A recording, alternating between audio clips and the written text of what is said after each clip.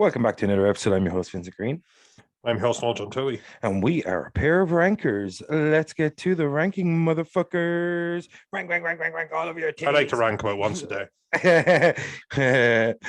All right, Noel, we're back for another episode of Rankitude, the rankage, you know what I mean? The mass Yeah. rankage, the solo rankage, the consistent, compulsory rankage. Here we are, Yeah.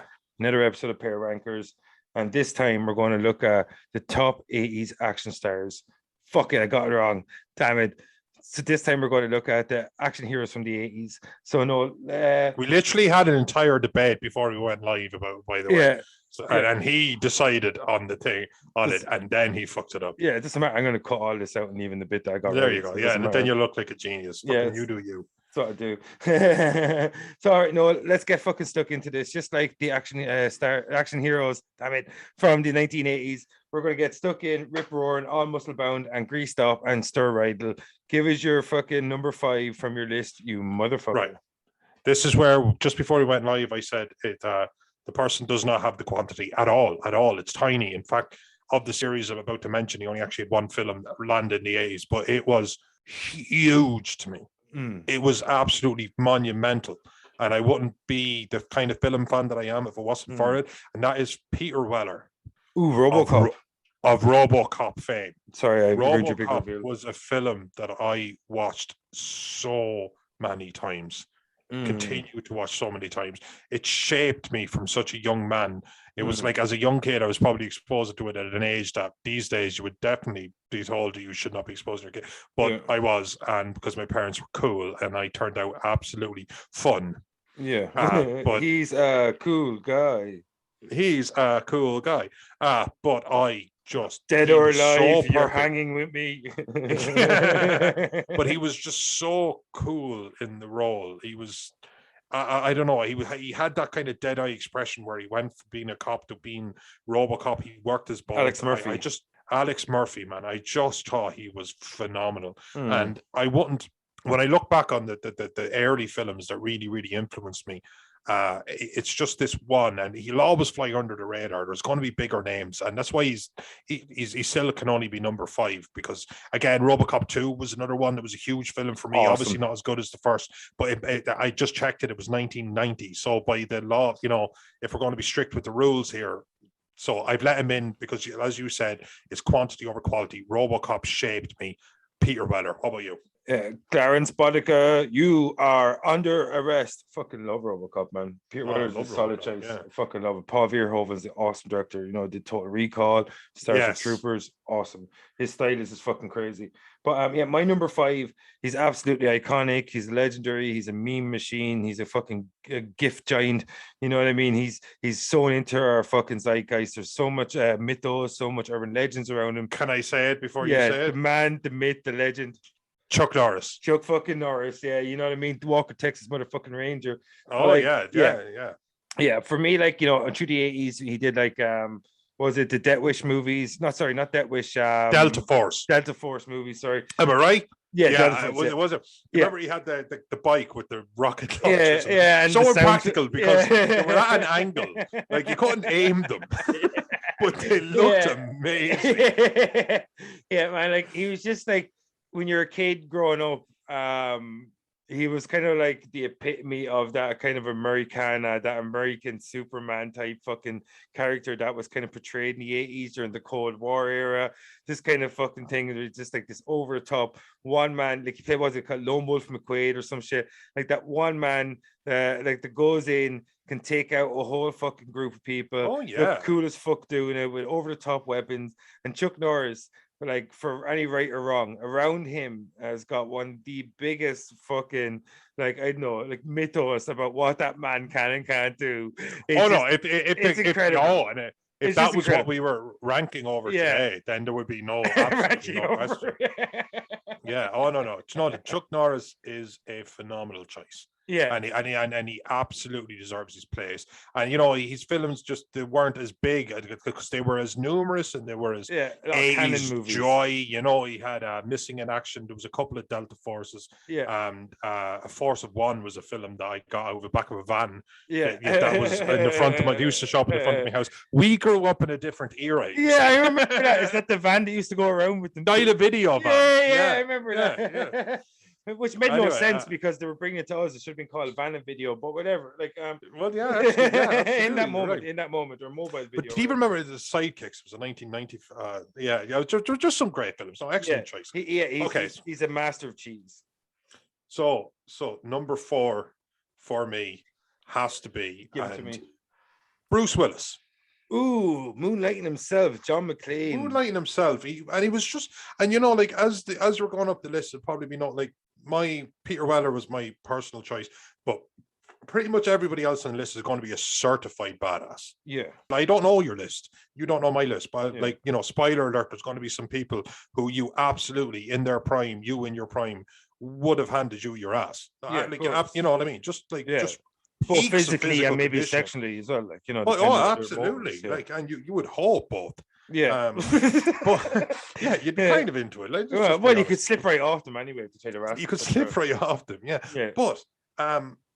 But you couldn't deny that he kind of had this everyman kind of thing going on. Yeah. Where he was just relatable. He was very funny. He had a way with words. He had a charisma and a charm, and he always got bet up in these movies. You know, like the Die Hard, obviously, like the original Die Hard. Not the 90s though. No, the first Die Hard was definitely in definitely. What, 88 or 87, 88 or something like that, wasn't it? Yeah, Die Hard came out in 88. Yeah, perfect. Yeah. No, like, so even, you know what? I don't know what his age, because you know everybody goes back to Moonlight and stuff like that. Yeah. But I don't care, man. It was Die Hard. Yeah. Die Hard. Yeah. It was. Yeah, he finds it hard to die. Yeah. The penultimate of action films. Yeah. So, like, I mean, again, you said Chuck Norris. Chuck Norris is an excellent choice, but Chuck Norris, for all that he had in the 80s, and it was so much, he never had a Die Hard. Yeah, he never had a Die Hard. Oh, yeah. Actually, so few people will ever have a Die Hard, you know, even the big action star. The Rock hasn't had his Die Hard. Yeah, he tried Skyscraper, was pile of shy. Well, there you go. Yeah. It just, like, I think John McClane, maybe Martin Riggs, and Roger Murtaugh to a certain extent, those two guys from Lethal Weapon movies, they were the pinnacle of the everyday action hero. Those three guys, Roger Murtaugh, played by Danny Glover, Martin Riggs, played by Mel Gibson, and John McClane, played by Bruce Willis. Those three dudes, in my opinion, are the pinnacle of the everyday action hero, and that's what I think Bruce Willis is a great choice, even though like he more so became an action hero in the 90s and later on. Die Hard is one of the most landmark action movies of all time. It's one of the most quotable, it's one of the most rewatchable, and definitely Bruce Willis is a fucking great choice. Number 4 for you, dude. Okay, no, thanks, man, for saying that. Number 4 for you. My number 4 is Mr. Splits himself, the Belgian waffle, muscles from Brussels, JeanClaude motherfucking Damme, Kumite, hearts on fire. That's all I'm going to say. You know, I know we need to kind of like go into it a little bit, but I honestly, God, just think that's such an excellent and also obvious choice. JeanClaude Van Damme, 1980s. Yeah, of course. Duh. Yeah, 100%. Oh my God. So many iconic movies. Bloodsport. So many. Kickboxer, God, like, you know what I mean? Like, my God, how good was Bloodsport? Yeah, man, Bloodsport is so fucking, like, it's like an underground fighting ring that everybody seems to know about. Like, everybody knows about. Even has its own song. Like, it even has its own song. You know what I mean? Like it's the kind of thing. It's like this football match is a secret, and then they have fan songs. It's like, well, it's obviously not secret enough that the fans are able to come up with chants. You know what I mean? Enough. Yeah. Oh no, absolutely. Even though the chant was strictly Kumite, but like they're kind of like Chelsea. You know.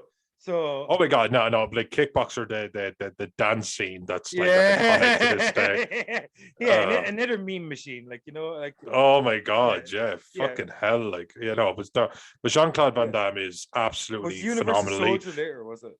Yes, it was actually. To be honest with you, he kind of peaked in the 90s. Like you know, you had like Double Impact, Hard Target. I went to that in the cinema actually. Yeah. But when I was very young. Street Fighter, as shite as that was, I love that movie. But yeah, sudden death. Yeah, no, he really can't. You could definitely call him a '90s action star. As you're going to talk about the quantity and even the quality of the films. Yeah. But when Bloodsport and some of these earlier films arrived, like yeah, exactly, he landed on the scene with a kick. I suppose I would say the thud, but with a kick. But he was something that he was just phenomenal. Yeah, and he was just what you were allowed to be. You didn't need the range that you need now or anything like that. He was just an absolute badass, and he was a certified badass. He had gone from ballet to kickboxing and had won tournaments. You know what I mean? This guy was an actual champion. So absolutely, hands down, great. And for the sake of expediency, my number 3 is JeanClaude Van Damme. It's a terrible choice, dude. He'd never make my list. Yeah, you know what? Like, I'm going to throw in a honorable mention. Like my honorable mention is something else. But I'm going to throw in that somebody with like who was prominent during the 1980s. Because I was about to say Steven Seagal, but I don't think he was. No, Seagal made his name in the 80s, but kind of became prominent in the 90s. I think, in my opinion, I could be wrong. Because he's been around for a long time. Yeah. Nico, Glimmerman, On Deadly Ground, Under Siege 1 and 2. I fucking loved Steven Seagal growing up. That's like there are a lot of movies there that we could really dip into, like, But, Above the Law was the 80s, and he came to fruition because a lot of these people start in the 80s and then they kind of have their really huge period in there. But I'm just gonna say what JeanClaude Van Damme was my number 3. He was your number 4. So let's just go to your number 3. Van Damme, I think though for both of us, like it just shows that he deserves his place on the list. Whether you give him 3 or 4, whatever position he's on the list, he deserves it because not just the action movies he was in, they were cool, but the way he used to apply his action was something we hadn't seen at the time. As you said, he's a certified badass, an actual martial artist. He's like the way he was so agile, so athletic. It was something completely different than the muscle-bound guys that we're normally seeing, even though he was quite muscle-bound and all that stuff, that he just did a different type of action. Or whatever it was called. Yeah, like no, that was Seagal. Oh, yeah, sorry, who are you talking about? Van Damme. Van Damme. Oh, yeah, absolutely. Van Damme, that's what I'm saying. So Van Damme, for me, I thought, like, and for you, I think it's a good choice as well because he just did a different style of action at that time that we hadn't seen. 100%. Yeah, and he's just a cool motherfucker doing it. Doing the splits all the time. So Van Damme's your number 3, my number 4. My number 3 is, Adrian. What am I supposed to get from that? Who the fuck are you talking about? Mr. Sylvester Stallone himself, what did you just say? Rocky, Rambo. Do I need to say more? Those 2 iconic. Like, even though Rambo, in a sense, is not your traditional action hero, he kind of became one as the movies grew. But Rambo, just having Rambo under your belt, that series of movies, he dominated the 80s with those fucking movies. But both of those series, and I think like Sylvester Stallone, and I think it's undoubtable. Like, you have to put him in because not just the body of work he did, but some of those movies are so fucking good and they're so iconic. Like Rocky 1, the first Rambo, First Blood, and they're completely grounded movies and just showed you how he himself grew into this kind of caricature of himself and what expected Hollywood to be, because he was quite grounded in the start of both those entries. First Blood and the first Rocky are very grounded movies compared to how they actually evolve, and the same kind of way Sylvester Stallone grew into this larger than life character himself, and so his characters did alongside him. And just to watch that evolution throughout the decade was fucking fascinating. He was in so many successful movies, and Sylvester Stallone has to be number 3 on my list, I think. Absolutely phenomenal choice. What are we supposed to say? I mean, he's Sylvester Stallone. Yeah. He wrote Rocky and he wouldn't sell it until it was allowed to make his own Rocky B. Rocky. Reynolds wanted to Yeah, exactly. He manifested his own destiny, and you just have to respect the absolute shit out of that. And that is why my number 2 is Sylvester Stallone.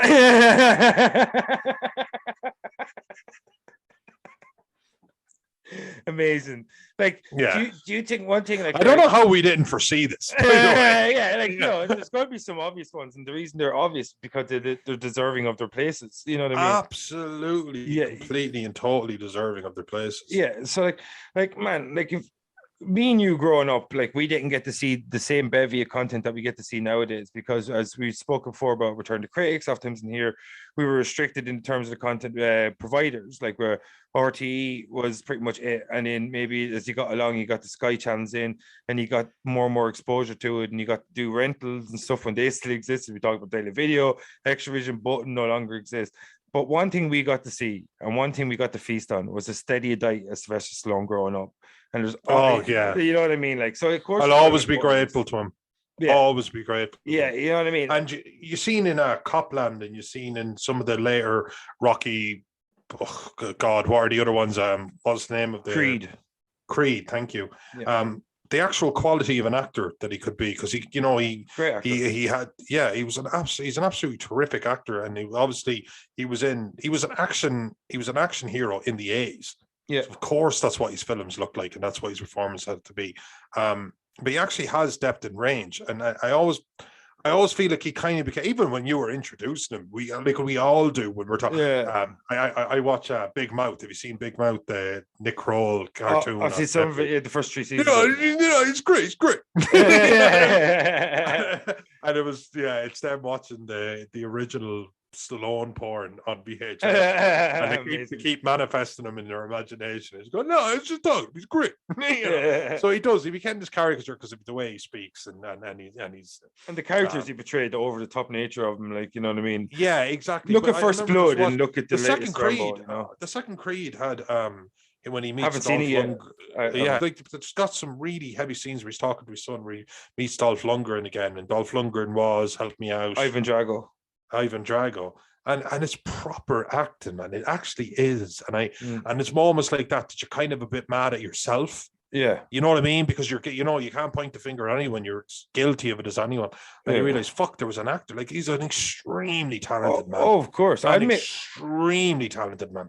Like, that's what I said when I said Sylvester Stallone was my number 3. That if you look at the movies, the franchises that made him famous, they pretty much mirror his career and his evolution as a public persona, because Rocky and Rambo First Blood are completely grounded, dramatic movies.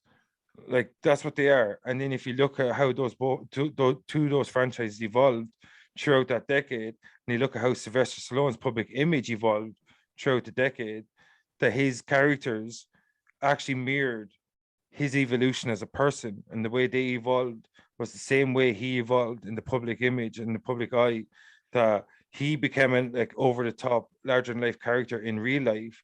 So his characters themselves had the same trajectory throughout their stories. And that's kind of the thing with Sylvester Stallone. And undoubtedly, like, even though he did a Demolition Man and did a Judge Dredd, no one can take Copland away from him. No one can take Rocky away from him. No one can take First Blood away from him. The dude can act. That's what undoubted.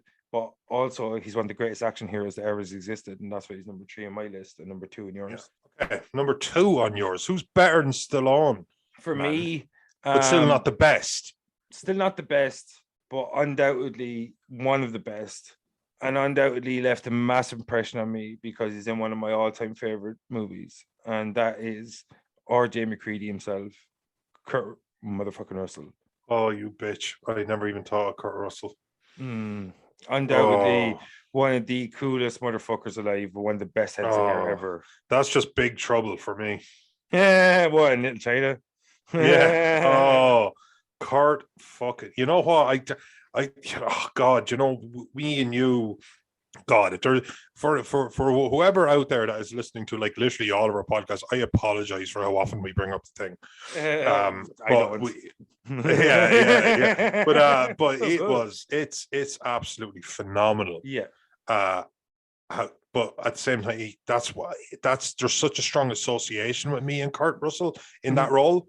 That I forget that he's got such a storied and excellent career. Of course. And he's got that little bit of Bruce Willis everyday man kind of vibe. Everyday man kind of vibe. He's a very good looking dude. His hair is amazing and all that kind of stuff. But at the same time, you look at him and you think, yeah, you could be a Kurt Russell before you could be like a Sylvester Stallone. You know what I mean? Like, that dude was like shredded to a degree that you couldn't never even find. Like, Kurt Russell better looking than you, better hair than you, absolutely. But there wasn't this disconnect. Yeah. And he was obviously kind of grounded. He was a trucker, or he was just like whatever the hell it was, he wasn't the thing. But he was always this kind of grounded character. And that's what we liked. When we watch stuff, we like to imagine ourselves in the role. He was a helicopter pilot. He was a helicopter pilot. But this is what we wanted. This is what we imagined ourselves. And Kurt Russell always did such a great job. And I've embarrassed myself by forgetting to consider him for the role, because I got this rush of names into my head. And I went, I'll just arrange them and I'll go for it. Yeah. And Kurt Russell's a phenomenal choice, man. But you make your case. Yeah. Even though you're preaching to the converted, but make your case. Of course, yeah. Like the thing, like, not only is it an amazing action movie, but like, and it's one of the greatest science fiction suspense horrors of all time, if not the greatest. Like, it definitely, if you want to like start saying sci-fi attached to it, it's like one of the greatest suspense horrors. But when you attach the sci-fi subject to it, it's definitely the greatest. And his role in that movie, even though he's carrying around a fucking flamethrower, and he's setting these assimilated fucking alien creatures on fire, and he's wearing a sombrero while he's doing it, and he's this kind of larger than life character. All the same, it's like you say, I can imagine myself being an RJ McCready long before I can imagine myself being a John Rambo. And in that moment, even though he's doing all these cool motherfucking things, setting these creatures on fire, saying all these really cool lines, like pouring whiskey into a computer so because he lost the chest, but like all these kind of things, and at the same time he's acting while he does action, and that's what makes Kurt Russell different, I think, than some action stars, and that's why Bruce Willis is so good. That's why Mel Gibson is so good, and Danny Glover, because they act as well as doing action. So when they're acting and doing action at the same time, that's why you saw the development and evolution of the action star throughout the 90s, and why they became less like the muscle-bound man. Action and acting combined oftentimes leads to a better movie, and The Thing and RJ McCready and Kurt Russell's portrayal of him in that movie is one of the best examples of acting and action at the same time, and it shows how potent a mixture of two of them can be combined. So no, absolutely. Kurt Russell's my number two. Going to rustle me up some justice. Who's your number one? And then I'll give my number one, and then we'll get the fuck out of here after our honorable mentions. Both our number ones is Arnold Schwarzenegger. I'll tell you, but first I gotta leave, and then I'll be back. I know, like we make a point to keep it fluid, to keep it so we can bounce off each other. We never ever let each other see each other list. Yeah, and it'll always be the way. But man, we're talking 80s action here. Yeah, like, where did we think this was going? Of course, you know, like, but people. No, for our next case. list, we're going to do people most responsible for World War II. Okay, I'm going to give you my number one first, and then you give me your number one. You know what I mean? It's just, where else would this road lead us? Yeah, than to Arnold fucking Schwarzenegger. Yeah, of course. You've got Predator. The roadmap is going to go straight through Austria. It's just the way it's going to be. Oh, absolutely, it is. No, but it just make is. your case, Nolan. Make your case. But when he actually landed the role of Terminator, you know, he wanted the role of Kyle Reese, which ironically, like, as it would turn out, would have been the worst thing that could have possibly happened to him. He would have been killed off in the first movie, and that would have been that. He died in the first one anyway. So he dies nearly all the Terminators. Yeah, but the Terminator gets to come back. Yeah, a machine gets to come back. Yeah, good point. You know. I mean, Kyle Reese gets to come back in a scene in the second one that got cut from the movie. And you know, it's a completely different animal. Kyle Reese gets younger with every movie he appears in. yeah. That's the charm of him. But that's what it is. But when he had Predator and he had Conan. Terminator in the 80s, Conan, he had he had Conan and Total Recall. Yeah. Then you are just absolutely hitting out of the park. The Running Man. Yeah. I'm not, and this one, the last few, I looked them up. This is me just talking as a kid who grew up in the 80s. Yeah. I haven't looked up anything here. Man, he was the juggernaut. He's the juggernaut from the 80s. He was and the 90s. Unstoppable. 100%. And you know what? Like, I mean, again, he's quite wooden an actor, but at the same time, he worked in the roles that he had. It just worked. Because he's such a magnificent specimen. Like, again, he's such a magnificent specimen. Yeah. Oh my God. Like, I mean, that guy was the absolute most elite of body types at that era. You remember him in remember I said I'd kill you last? I like Commando. Yeah. Oh, Commander. That's another one. Where That's he's another one. For me. where he's carrying the tree at the start, like that literally half a tree, like the entire thing on his Yeah. shoulder. Yeah. Alyssa Milano's his daughter. Yeah. Please don't wake my friend. He's dead tired. He just owned it, man. He undeniably owned the A's. Yeah. Just Yeah. like, you know 100%. what, like in True though. 1994, I know Kurt Cobain owned 1994 because of the huge fallout that came from his death. But like in terms of entertainment industry, Jim Carrey owned 1994 into Yeah. 1995. He just did. He Dumb and owned it. Dumber and Ace The Ventura: Mask Pet came in Detective. there, yeah, and then the Mask came in early '95. But yeah, no, it was just his era. Yeah. So I do, but like Schwarzenegger managed to do it for a decade. He Yeah. Twins was probably inside, And he of went that on and there did it as well. again in the 90s as well. Like, you know what I mean? Oh Like, no, and he absolutely delivered. I mean, Yeah. Terminator 2 was in the 90s. Yeah, Terminator 2. You know, forget everything. Junior, Terminator 2 like, you know. was in the 90s, you know. But True Lies and all of that kind of thing. Yeah. But he was so spectacular. He was such a spectacular and he was, again, his shortcomings, they kind of worked. There was like Kindergarten Cop. There was a charm to it, man. Yeah, that's the thing. Yeah, you wanted to like him, but then it was easy to like him. Sometimes you want to like someone and you can't. Yeah, but you wanted to like Arnold Schwarzenegger despite his shortcomings as an actor, but you just simply could. It just worked. Yeah, like I couldn't have been anybody else. For all the movies you just named out, like if you strip all of them away and if you just leave Terminator and Predator, he deserves to be number one on the list. You know what I mean? Still, that's an excellent point. Yeah. For literally just those two entries, he would 100% be number one on the list. Exactly, like, you know what I mean? Like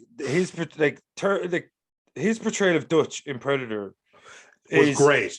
For all I've said about Wooden acting, his portrayal of Dutch was phenomenal. Oh, 100%. Like, it's probably one of his most layered roles. But like, he was so well cast in the role, and him being such a magnificent specimen of a human being, right? That matching him against the Predator was so spectacular in terms of him, the believability of him being able to kill a Predator was so well done that it's never been able to be replicated ever since in terms of that franchise.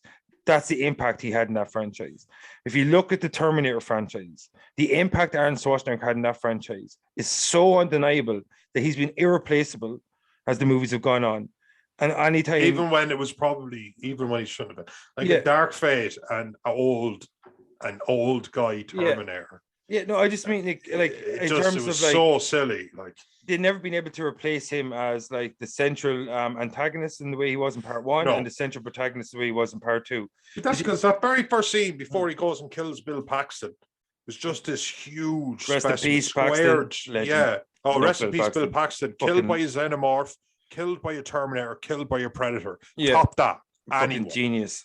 You know, I love Bill Paxton. Such a funny dude. Love Bill Paxton. So cool. Rest in power. We miss you. Yeah, great. One of the and it'll never be game over for Bill Paxton. Yeah, no way, man. No way. But when Schwarzenegger showed up, because obviously he's got this huge square, like almost unbelievable, like structured face. He's even just like born to be, exactly. Yeah. Like he looks like Conan. Like he was so perfect for Conan because he just looks like a specimen that almost couldn't exist in the modern age. Yeah, exactly. Literally face structure, shoulder, everything. Yeah. But when he shows up and he's, you know, stark naked, and because only organic tissue, blah blah blah, can be transported, and he stands up and he looks around and he's just got that stone-eyed. Nobody had it. But even Stallone knows that. Yeah. 100%. You know, Stallone is completely aware of that. As you know, as recognized. Stallone is Rocky and Rambo. You cannot compare that to Terminator and Predator. It's just different leagues. You can't. Even though you could have 20 Rambos and it's never going to even touch fucking Predator. And like never, not even come close, not even the same stratosphere. And and Terminator, too perfect a film, just too perfect a film. Like the premise of Predator and the premise of Terminator were so genius that they could not get past part 1 and 2. Like 1 and 2 of Predator and Terminator are by far the best of both their franchises. I know Arnold Schwarzenegger is only in the first Predator, but in terms of a premise, there's just so fucking genius that you can't keep replicating it because the uniqueness wears away. And I think that's what shows about the two movies he was in, that he was so pivotal in the growth of science fiction in the 80s in terms of the action and the different kind of like ideas they used, because the two movies he was in were so unique. Like the fucking idea of the Terminator and the idea of Predator Like they've never been replicated. Even within their own franchise, they find it hard to try and replicate the same ingredients or the same formula because they're so unique. And the fact that he was front and center in both of those, and the fact that they were so action heavy, both of those, then without a shadow of a doubt, Arnold Schwarzenegger, even just on the backs of those two franchises, has to be number one for me in terms of 80s action heroes. It's undeniable. Like, and then when you throw in all the other things he did as well, Commando, like, you know what I mean, fucking Total Recall.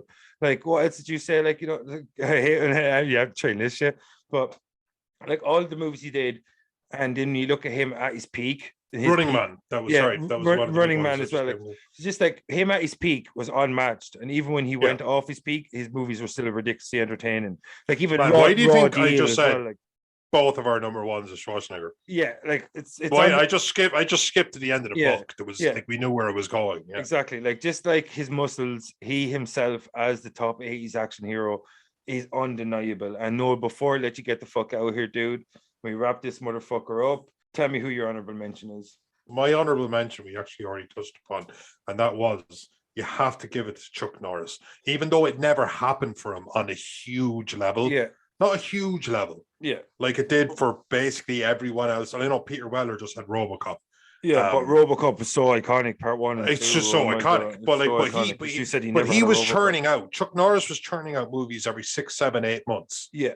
For that 10 years. Working actor, working for Canon, I think. Working actor, you know, and he had his Delta Force and he had all that, but they were always very much so just in the scope of spectacle over substance. Yeah. He never had a Terminator. He just didn't. Yeah. And he never had a Rambo. Rambo's one. He doesn't kill anyone in the first Rambo.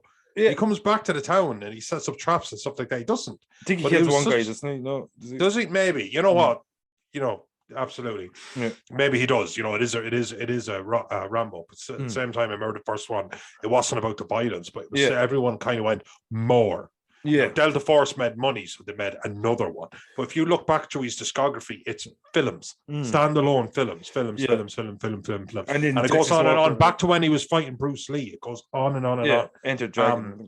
Enter the Dragon. Yeah, but at the same time, you cannot deny that the man was a huge mainstay if you grew up in the 80s or 90s, a huge mainstay in your childhood, and you have to respect it. 100%. So honorable mention, I know we already touched on him, but completely an honorable mention for me, and I tip my cap to the man, even though he didn't make my list, but he was about to. You were the one who said to me, man, go with the quality over the quantity, and that's why he didn't. That's why Robocop made it, and that was literally just before we went live.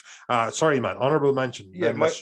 My honorable mention, and you already mentioned his name earlier on, is Ivan Drago himself, Dolph Lundgren. He's like the poor man's Arnold Schwarzenegger. Yeah, absolutely. Flirted with it as well. Yeah, you know what I mean? Like, so for Dolph Lundgren, he was the kind of dude, kind of like Chuck Norris, but didn't get the same fame as Chuck Norris. But he was in a lot of memorable roles, but he never seemed to really land that one iconic role.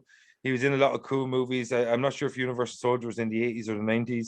But I think it was probably in the early 90s if I take a stab at it. You know, so he was in a lot of cool movies, but he never seemed to be the main star in any of the movies he was in. Yeah. He was always either the kind of the villain that didn't say a lot, like in Rambo 4, or sorry, Rocky 4, or he was in Universal Soldier, another movie talking about the 90s, that he never doesn't really say much, that because he was such a good physical specimen. He was in a lot of cool movies and a lot of good movies, but the fact that he had such little range. He-Man and Punisher. He-Man, exactly. A View to Kill. He had them. Yeah. But I man, this one I am 100% looking up.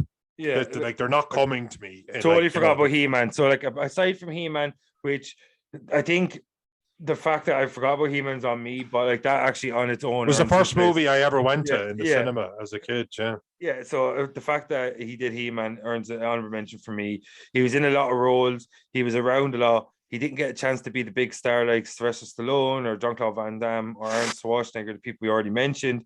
But he was in a lot of the movies, either with them or in the same era or similar movies. And to me, he's kind of like that knockoff Arnold Schwarzenegger, that he just didn't seem to have the same range that Schwarzenegger did when he got outside those non-speaking roles. And Schwarzenegger flourished in a way Dolph Lundgren never did. And even though he had a cool image and a cool look, that he never really flourished. And I think he's a good honorable mention because he's in a lot of cool movies, but never Phenomenal really, mention. never really But it broke. could have in a different universe. Like it's us, the audience, that decides. Exactly. In another universe he could where have just something Schwarzenegger kind of screwed, goes, like, wow, can we get a bit more of that? It would have happened. So it just didn't happen for him. And that's not really on him. yeah, if he'd have got Terminator instead of Schwarzenegger, who knows? Oh, absolutely. And Yeah. exactly. Remember in The Last Action Hero, he goes into the video store and there's a cardboard cutout of Stallone as the Terminator, you know, like because even in that, they were able to flirt with the idea because, you know, it would have been in the zeitgeist that had it happened. So, Noah, do you have any more honorable mentions, or we get the fuck out of here?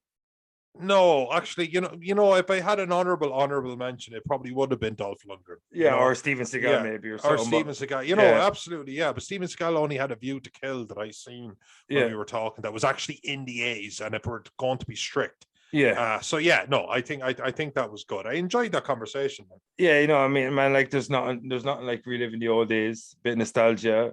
Like fucking open up them windows, peering into the past, looking at 1980s where our stars were a lot greasier, a lot more steroidal, a lot more muscle bound, a little less acting, a lot more action. And that's just the era. That's why it's fun to talk about. That's why it's fun to look back. And that's why this pair of rankers was fucking awesome, man. That's all I'm gonna say. That's all I'm gonna say. All right, folks. We are pair rankers. I'm your host, Vincent Green. I'm your host, John Tui. And that was top action stars. Fuck it. Top action heroes in 1980s. Let's get the fuck out of here.